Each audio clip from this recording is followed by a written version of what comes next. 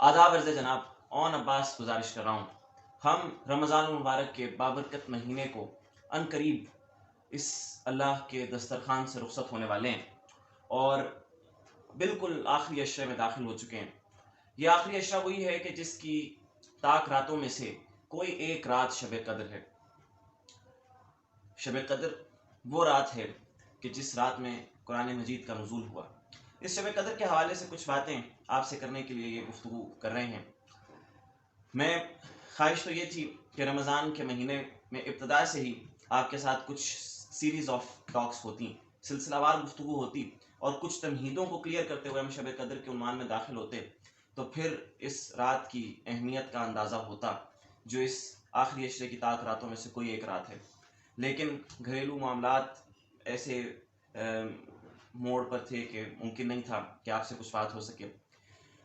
तो चंद बातें बिल्कुल बग़ैर किसी तमहीद के जो अहम तरीन हो सकती हैं, फौरी एक्शन लिया जा सकता है कि दरअसल सबसे पहले तो ये समझा जाए कि शब कद्र है क्या, यानी शब कद्र को हम क्या ट्रांसलेशन करेंगे और इस रात में करेंगे क्या।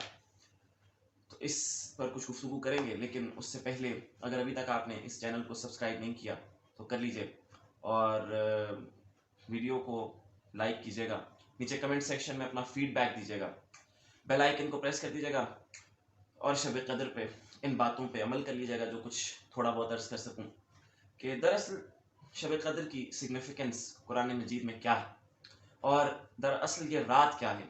मैंने टीप का जुमला ये कहा था कि शब कद्र कभी किसी ज़माने में कहा था कि दरअसल ये रात क्वांटिटी में एक रात है और क्वालिटी में पूरी ज़िंदगी है।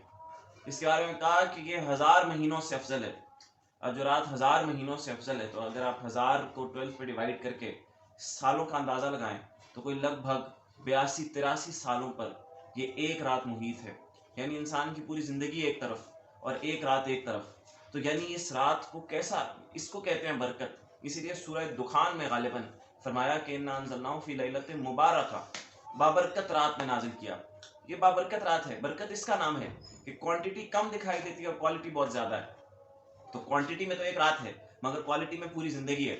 80-82 आमतौर पे हमारे यहाँ लोगों की ज़िंदगी भी अब 82-83 साल नहीं हो रही, और एक रात है।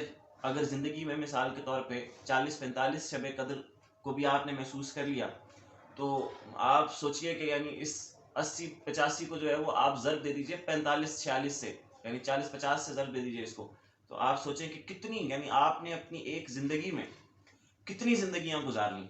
ये बहुत बड़ा वो मामला है। और अगर हमने अपनी ज़िंदगी के सबसे पहला, यानी बालिग होने के बाद सबसे पहली शब कद्र से लेके अब तक की शब कद्र, अब तक की शबाए कद्र को उस तरीके से सेलिब्रेट किया होता कि जो वाक़ईन शब कद्र को इदराक करने का और इसको महसूस करने का अंदाज़ है, तो अब तक हम कहाँ के कहाँ पहुँच चुके होते और इस वक्त हमारी क्या कैफियत होती। लेकिन ज़ाहिर बात है कि इंसान जो ज़ख़ीरा इकट्ठा करता है उसको खर्च भी करता चला जाता है। तो शब कद्र क्या करना है, तो इसकी एक तो ये बात है कि सबसे पहले तो एहसास करना है कि किस रात में है। अच्छा, जब ये एहसास हो जाएगा तो फिर इस रात का कोई लम्हा हम फजूल कामों में ज़ाय नहीं करेंगे। हम जो है वो इस चीज़ से इज्तनाब करेंगे कि हम जो है वो लग़वियात में इसको ज़ाय न कर दें। हम फिर ये महसूस जब कर लेंगे तो फिर हम इस रात में कुछ अहम तरीन काम करेंगे। सिर्फ अहम काम भी नहीं करेंगे, अहम तरीन काम करेंगे कि हमने जो है वो कुछ इस रात से हासिल करना है। तो नाइट ऑफ वैल्यू है, तो सबसे पहले तो ये कि इसको वैल्यू देनी है। वैल्यू जो है वो दिल से दी जाती है, और फिर ये कि वैल्यू किस तरह से देनी है, वो मुश्किल हमारी आसान की औलिया ने, आइमा ने, अम्बिया ने, उन्होंने आमाल बता दिए कि शब कद्र तुम क्या क्या अमल कर सकते हो, और वो बहुत सारे अमाल हैं, बहुत से अमाल। अब ये भी एक बाब करम ही है कि कहा जी अगर गुस्ल कर लिया तो सारी ज़िंदगी के गुनाह माफ़ हो जाएंगे, सारी रात अगर जागते रह गए तो अब तक जितने गुनाह किए हैं वो माफ़ हो जाएंगे। यानी छोटी छोटी चीज़ों से इस रात में अहमियत कितनी बढ़ गई। आमतौर पर सारी रात जागते रहिए तो कोई फजीलत नहीं मिलेगी, शब कद्र में जागें तो फजीलत है। आम तौर पे आपका नहाना बहुत ज़्यादा बड़ा सवाब नहीं है, सफाई निस्फी मान तो है, लेकिन इतना बड़ा सवाब कि यानी न जाने कितने सालों की इबादत लिख दी जाए, कितने सालों के गुनाहों को मिटा दिया जाए। ये जो है ये सिग्निफिकेंस है शब कद्र की, ये इसकी अहमियत है। تو یہ چھوٹے چھوٹے اعمال کی جو اتنا زیادہ ثواب بیان کیا گیا، اس کا مطلب یہ ہے کہ تم اس رات میں جو بھی اچھا عمل کرو گے وہ کئی گنا بڑھا کے اس کا ثواب تمہیں دیا جائے گا، اور وہ کئی گناہوں کو اریز کرنے کا کام کر دے گا۔ اور یعنی یہ تو ہیں وہ اعمال جو عموماً ہونے ہیں۔ اس کے علاوہ ایک عمل ہوتا ہے شب قدر میں، مجھے وہ بہت پسند ہے، بشرطے کہ ہم اس کی روح تک پہنچ جائیں۔ وہ عمل ہے، اور شب قدر کی بیسک سگنیفیکنس بھی ہے کہ شب قدر وہ رات ہے جس کے اندر قرآن نازل ہوا، انا انزلناہ فی لیلۃ القدر۔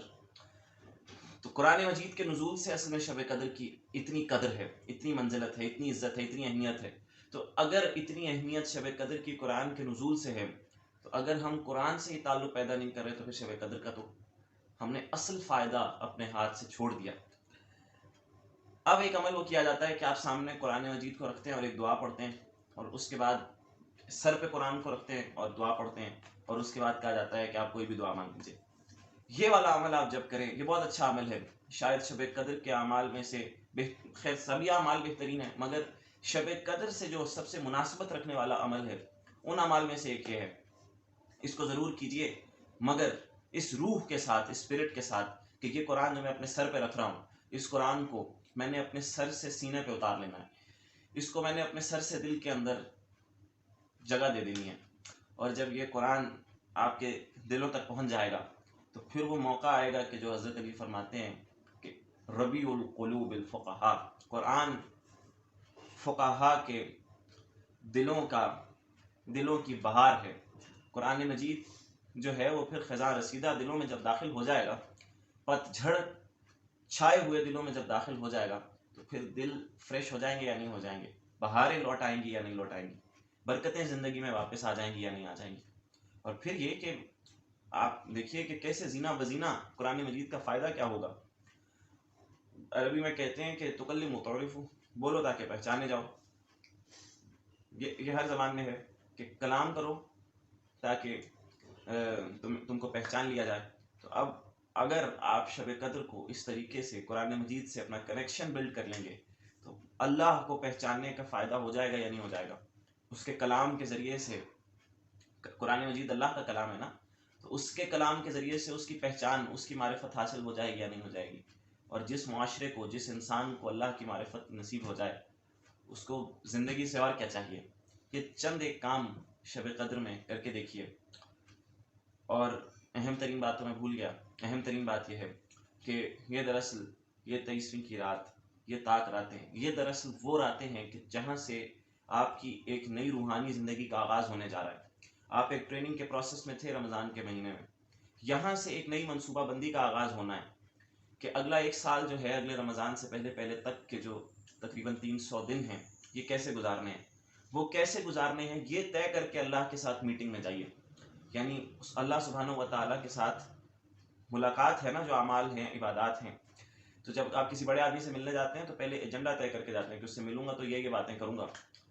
پہلے طے کر لیجئے، منصوبہ بنا لیجئے۔ اس نے آپ کو یہ توفیق دی ہے کہ میں تمہارا مقدر لکھ رہا ہوں، مجھے بتا دو کہ کیا لکھوں۔ آپ منصوبہ تیار کر لیجئے کہ اگلے ایک سال کے اندر کیا کرنا ہے۔ وہ جو کرنا ہے وہ اپنے پاس لکھ رکھیے، یا کم از کم ذہن میں رکھیے، اور پھر اللہ سے جب اعمال، عبادات، دعائیں یہ والی پڑھیں کہ جن کے بعد لکھا ہوتا ہے کہ اب آپ اپنی حاجت طلب کریں گے تو وہ ریجیکٹ نہیں ہوگی، کہ پھر یہ دعا مانگیں کہ یا اللہ یہ میں نے منصوبہ تیار کیا ہے اپنے آنے والے ایک سال کے لیے یا اپنے آنے والی پوری زندگی کے لیے، تو اس میں اپنی طرف سے برکت ڈال کے اس کو امپلیمنٹیشن کے مرحلے میں ڈال دے۔ بس جب پھر یہ والا معاملہ شروع ہو جائے گا تو اللہ سبحانہ و تعالیٰ کی برکتیں آپ کے شامل حال ہو جائیں گی، اور آپ کی نائٹ آف ویلیو میننگ فل ہو جائے گی، شب قدر بامانی بن جائے گی۔ بہت بہت شکریہ۔